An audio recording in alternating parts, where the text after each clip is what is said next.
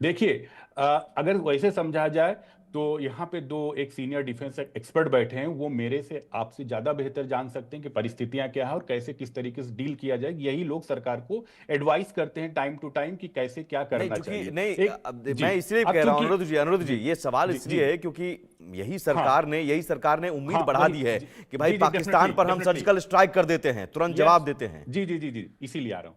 मैं कह रहा हूं कि पहली बात, बांग्लादेश ये जो कह रहा, पाकिस्तान बार बार टीवी चैनल इधर उधर उनके लोग आके बोलते हैं कि आलू, अरे भैया वो तो खाने के लिए खुद कंगले बड़े बैठे हो, तो बांग्लादेश वो तो हुल में जाना ही नहीं है कि हम ये दे देंगे वो दे देंगे। वो दूसरे का लेके बैठे हैं, उनके पास खाने को क्या है। दूसरा दूसरा बांग्लादेश जाके जर्मनी और मिस्र से बैठ के आलू नहीं लेगा, क्योंकि इतनी दूर इतने लंबा सब कुछ सफर करके वो 4 गुना ऐसी परिस्थिति में नहीं लेगा जहां पे बांग्लादेश की पर कैपिटा इनकम और सब कुछ एक बड़े बुरे दौर से गुजर रहा था। ठीक है। दूसरी चीज ये है, समझना चाहिए कि आज के टाइम पर जब भी कोई कंट्री ग्रोथ करेगी, चाहे हम वो इंडिविजुअल लेवल पे हो, अगल बगल डिस्टरबेंस किया जाए, आप ये मतलब सोचना चाहिए। और जो बार बार लोग बात ये करते, शेख, अरे भाई 1971 में शेख हसीना जी के फादर को भी क्या कहते हैं, भारत सरकार ने उनको असाइलम दिया था। तो ऐसा नहीं कि, और बांग्लादेश के अंदर कभी न कभी ठीक है। असोसिएशन या हर इस्लामिक कंट्री में ये सब होता रहता है। ठीक है सर। भारत को उनके बहकावे में नहीं आना। हाँ, हिंदुओं की रक्षा करना हम लोगों का कर्तव्य है, और अपने जितने फ्रेंड्स हैं उनके साथ अच्छा व्यवहार, अच्छे तरीके से रहना, ताकि उनके लेकिन बहकावे में हाँ, किसी के नहीं आना। ठीक है, बॉर्डर पर जरूर खतरा है और बॉर्डर पर हमारी सेनाएं निपट लेगी। सेना मजबूत है, सेना मजबूत जैसा है, वो बिल्कुल। बोलेंगे वैसा जवाब उनको वो भी मिलेगा। चिंता नहीं है, लेकिन ये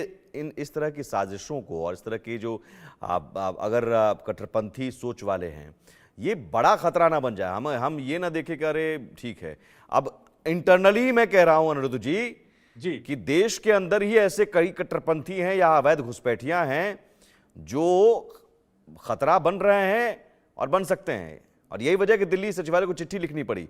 आप जल्दी से जगदीश जी कुछ जवाब देना चाह रहे थे, मैं काउंटर देने के लिए मौका दे रहा हूं, लेकिन सर ज्यादा नहीं, मुझे एक्सपर्ट्स के पास भी जाना है जी।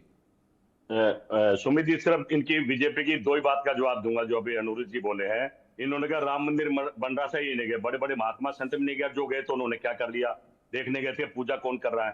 भाई पुजारी बाहर बैठे थे और बाहर तमाशा देख रहे थे, हजारों मंदिर टूटे। राम मंदिर पर नहीं है सर, राम मंदिर पर डिबेट नहीं है। भगवान राम तो कभी सोने के सियासत पे बैठे ही नहीं। मैं कह रहा हूं आप भी हिंदू हैं, राहुल गांधी जी भी हिंदू हैं, अगर लेकिन हिंदू हैं तो हिंदुओं के नाते या भारतीयों के नाते, मैं कह रहा हूं हिंदू छोड़िए, मुसलमान भी सड़क पर उतरे हुए हैं जगदीश जी। और दूसरी बात इन्होंने क्या दिया, तो दोस्ती निभा रहे हैं बांग्लादेश पर। शेख हसीना को गोदी में लेके बैठे हैं, दोस्ती निभा रहे हैं। हिंदू मरे तो मरे, इनको क्या फर्क अच्छा, पड़ता है? 1971 में इंदिरा गांधी ने असाइलम दिया था कि नहीं दिया था शेख अब इनसे हसीना क्या जी के बहस पिताजी करें को? भाई? उनकी शेख बहन को हसीना से लेके दोस्ती नहीं दिया था। निभाए। हिंदू मरे तो मरे, तो आप कह रहे हैं ना, यहाँ भी हिंदू मरा, वहां भी हिंदू मरा, इनको फर्क नहीं पड़ता। अरे हिंदू की बात कांग्रेस को मुझसे शोभा नहीं को देता। बसाने के लिए, सुनिए, बांग्लादेशियों को बचाने के लिए हिंदुस्तान में डाक टिकट छापी गई। ये कौन है बीच में कूद के भाई? करोड़ों रुपए बीजेपी के प्रवक्ता टू, वसूल करके लिया गया। अरे अर्थशास्त्री भाई, अर्थशास्त्री जैसी बात करो। हम कह रहे हैं बांग्लादेश में हिंदू को बचाओ, आप कह रहे हो कुछ हो ही नहीं रहा है।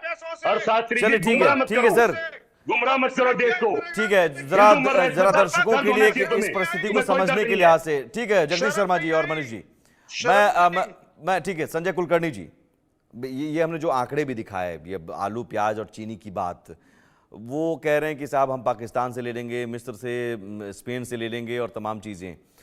मुझे लगता है कि हास्यास्पद है बहुत हद तक, क्योंकि हमने वो भी आंकड़े दिखाए कि हम कितना आलू प्याज अब तक भेजते रहे, निर्यात यहाँ से कितना जाता रहा, यानी उनकी डिमांड्स इतनी रही है। तो इतनी डिमांड्स क्या पाकिस्तान पूरी कर सकता है? नहीं, बाकी लोग भी नहीं पूरी कर सकते हैं, और करेंगे तो फिर लॉजिस्टिक प्रॉब्लम है। यहाँ तो बाय रोड है सब कुछ अवेलेबल। तो ये किस तरह की सोच है? देखिएगा, ये काफी कुछ जो मीडिया में आता है, और आज की तारीख में बांग्लादेश के पास सिर्फ 2 महीने का ही फॉरेन रिजर्व बचा हुआ है, बांग्लादेश भी जानता है। लेकिन जब भी बांग्लादेश नेशनलिस्ट पार्टी हुई या जमात, इनका थोड़ा सा दबदबा हुआ, और यूनुस जो है, जो नेशनल गवर्नमेंट वहां पे चाहते हैं, वो इलेक्शंस को दूर धकेलने की कोशिश कर रहे हैं, किस प्रकार से उनका जितना केयर टेकर गवर्नमेंट ज्यादा चल सके, तो उनके अपने कंपल्शंस हैं। पर मैं बार बार हमेशा कहेंगे, बांग्लादेश हमारा पड़ोसी है, पड़ोसियों को हम दूर नहीं कर सकते, उनके साथ ही हमने रहना है। हमने यकीन करना है कि बांग्लादेश की तरफ से कोई इन्फिल्ट्रेशन ना हो। हमने यकीन करना है कि हमारे जो बॉर्डर है वो बिल्कुल फिक्स है, और जैसे कि जो घुसपैठियां हैं वो ना आए। हमने यकीन करना है कि जो इलीगल इमिग्रेंट यहाँ पे आ गए हैं बांग्लादेशों को, उनको आइडेंटिफाई करना है। हमने रोहिंग्यों को देखना है कि यकीन करना है कि वो यहाँ पर गड़बड़ ना करे। तो हम लोगों ने अपना जो हमने करना है तो ये कहना कि बांग्लादेश के बरखिलाफ जाकर के, जो बांग्लादेश में लोग हैं वो बांग्लादेशी हैं, वो हिंदुस्तानी नहीं है, बांग्लादेशी हैं। तो ये कहना कि हमने जाकर के लड़ना है, वो अभी वह समय नहीं है। थोड़ा सा शांत और सब्र करके रखना है। हमारे फॉरेन सेक्रेटरी गए हैं, उनसे बातचीत होती है, काफी कुछ हल निकलते हैं। यार हमेशा एक दूसरे के साथ बॉक्सिंग ही करना है, वो गलत भावना के साथ होगा।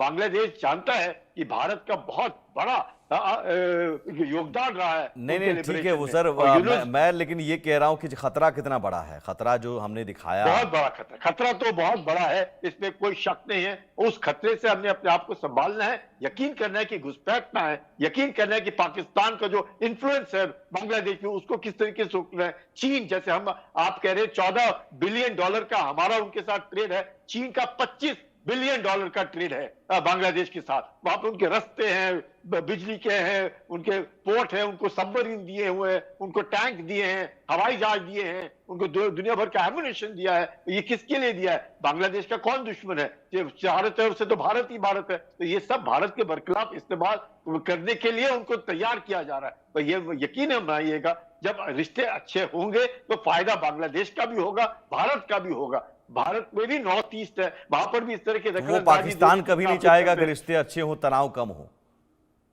बिल्कुल, तनाव कम होना चाहिए और इस पे हम सब ने मिल करके सोचना है। ये नहीं कि बस गुत्ता लड़ रहे हैं। अब नहीं, ये पाकिस्तान तो नहीं चाहेगा ना, ISI तो नहीं चाहेगा, वो तो बार बार इस तरह की हरकत और आतंकी साजिशों को ISI तो आने वाले दिनों में पाकिस्तान सबसे ज्यादा खुश है।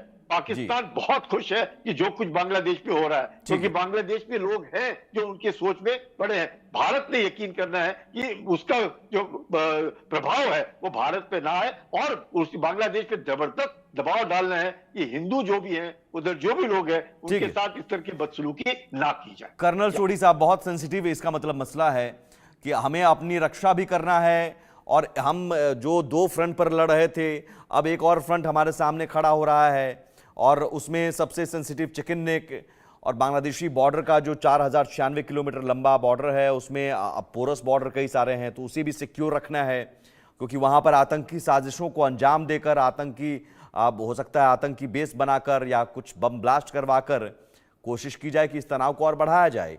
तो भारत के लिए अब बात भी, लेकिन एक एक्शन भी दिखाना होगा। किताब है ग्रेट गेम ईस्ट, जो कि बर्टन लिंटनर ने लिखी है, और उस किताब में बहुत अच्छी तरह से समझाया गया है कि कुछ दशकों पहले तक बांग्लादेश किस तरह से आतंकवादी इस्तेमाल करते थे नॉर्थ ईस्ट में दहशत फैलाने के लिए। लेकिन उसके बाद काफी साल तक बांग्लादेश ने ऐसी हरकतें नहीं की जब तक शेख हसीना सत्ता में थी। आज हमारे सामने, जैसे जनरल कुलकर्णी साहब ने सही बताया, ये बहुत एक सेंसिटिव इशू है और हमारी केंद्रीय सरकार और सेना पूरी तरह से सक्षम और सार्थक है इस इशू को टैकल करने के लिए। लेकिन मैं दो छोटे पॉइंट कहना चाहूंगा सुमित जी। सबसे पहले, जो ये इलीगल इमिग्रेंट्स हैं, चाहे रोहिंग्या हो चाहे बांग्लादेशी हो, इन्हें हमें निकालना चाहिए। पिछले 10 साल के आंकड़े दिखाते हैं सिर्फ 18 रोहिंग्या को भारत से भेजा गया है, जो बहुत कम है।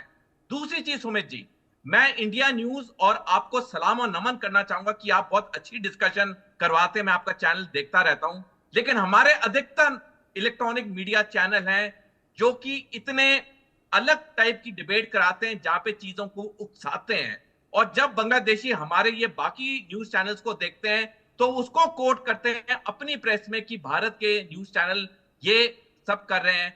तो बहुत जरूरी है, जैसे बाकी पैनलिस्ट ने भी कहा, हमें संयम बरतना चाहिए, हमें वो चीजें बात करनी चाहिए जो कि रियल पॉइंट हो। अगर हम बांग्लादेश को उकसाएंगे तो हमारा वो पड़ोसी है, वो हमारा अगेंस्ट जाएगा। सर, बांग्लादेश को उकसाने की जरूरत नहीं है, यहाँ पर बिल्कुल आपकी बात से मैं सहमत हूँ, लेकिन सहमत आंशिक रूप से इसलिए हूँ, सॉरी, क्योंकि हम बांग्लादेश की बात कर रहे हैं। मैं ये कह रहा हूँ बांग्लादेश और यूनुस सरकार, मैं दोनों को अलग अलग देख रहा हूँ। यूनुस सरकार कट्टरपंथियों की सरकार है, शेख हसीना ने कहा हत्यारी सरकार है, आतंकियों की सरकार है, पाकिस्तानियों की शह पर चलने वाली सरकार है। और बांग्लादेश का मतलब सिर्फ यूनुस सरकार नहीं है, अवामी लीग भी है। अवामी लीग के कार्यकर्ता भारत से संबंध चाहते हैं बेहतर। अवामी लीग तो बांग्लादेश का एक बड़ा तबका भारत के साथ संबंध को बेहतरी चाहता है वहां भी, लेकिन चंद कट्टरपंथियों की वजह से स्थिति बनी हुई है। तो उन कट्टरपंथियों का इलाज बहुत जरूरी है और बहुत तरीके से जरूरी है, और मुझे लगता है कि सरकार उस इलाज के बारे में सोच रही होगी या इलाज किया भी जा रहा होगा। कई बार हमें देरी से पता चलता है।